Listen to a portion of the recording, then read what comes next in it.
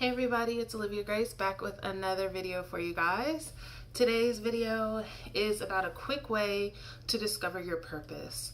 So I believe that everyone comes here with a purpose, something that is a gift to you that you are supposed to also give to the world to somehow make it a better place. And a lot of people struggle with their purpose. So I have a few tips. I was a person that struggled with my purpose for a long time. I'm trying to figure out what I was supposed to do, why I was here, and really was very kind of thrown off by it. So the first tip is to look into your childhood. Look into what have you always loved. Like when you're a kid, you're actually more clear on your purpose because you aren't deterred by what everybody tells you can't be, what everybody tells you is impossible, what everybody tells you is realistic, right? So when you're a kid, you're just like, oh, well, I want to do this, I want to do that. You know, I love doing this, I love doing that. Think about what was kind of like a consistent theme that you love to do as a child. And that is probably aligned with your purpose or your gift that you have to give to the world. I've always wanted to help people, specifically help people feel better, feel happier. That manifested itself in all kinds of ways. Being a people pleaser. I thought I was going to be a counselor. I thought I was going to be a relationship like a marriage counselor, all these other things, but the theme was I knew I wanted to talk to people and I knew I wanted to help people through talking to them. The next thing is to not be afraid, y'all. That's really all it is.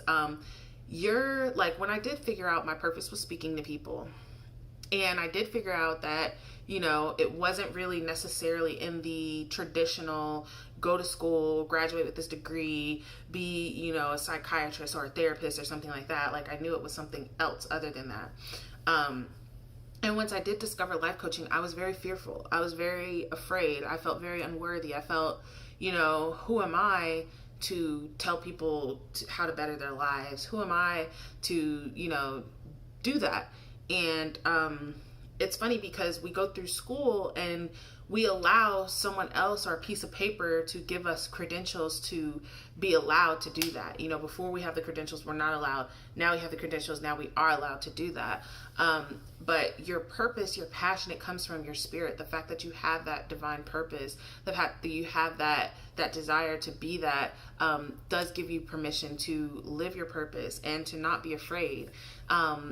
The other thing is that money kind of leads us to our purpose. The pursuit of money leads us to our purpose in these modern times, because when we look around at our 9-to-5 jobs or whatever kind of jobs that we're working, we know that that's not our purpose. You know, we know that, well, basically this is just here to put, you know, food on the table. This is just here to pay my bills, but I'm not fulfilled doing that.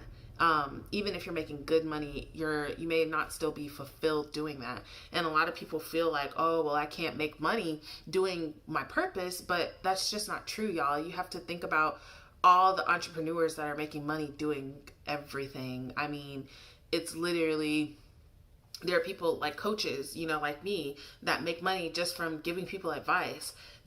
Somebody literally invented the pool noodle. It's a piece of styrofoam. Imagine your friend coming to you saying, yeah, I'm going to invest in, you know, some styrofoam, a long piece of styrofoam for people to float on in the water. You'd probably be like, okay, that doesn't sound like a good idea, but all right. You know, and it always sounds like that, you guys. When you're pursuing your passion, when you're pursuing your purpose, and it's not the, you know, regular scheduled program that everybody else is going on, people are going to look at you funny. People are going to be like, oh, okay, sure, yeah. You know, that is kind of the reaction that you're going to get from people. But on the other side of that is greatness. On the other side of your fear is greatness.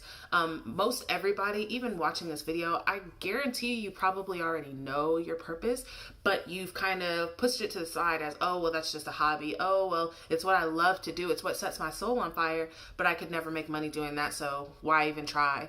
You know, but the reason why it is in you is for you to do it. And it can bring you lots and lots of money. Any book you read about creating wealth or being an entrepreneur, they always say, find something that is purposeful to you. Find something that means something to you, because when the going gets tough, you are going to continue because it's something that you love.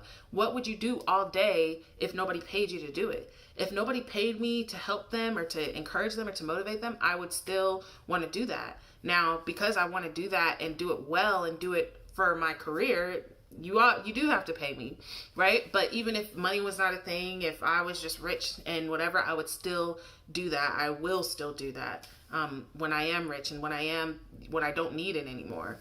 Because it fills me up and makes me really happy. So think about that, guys. What fills you up? What makes you really happy? What did you enjoy as a kid?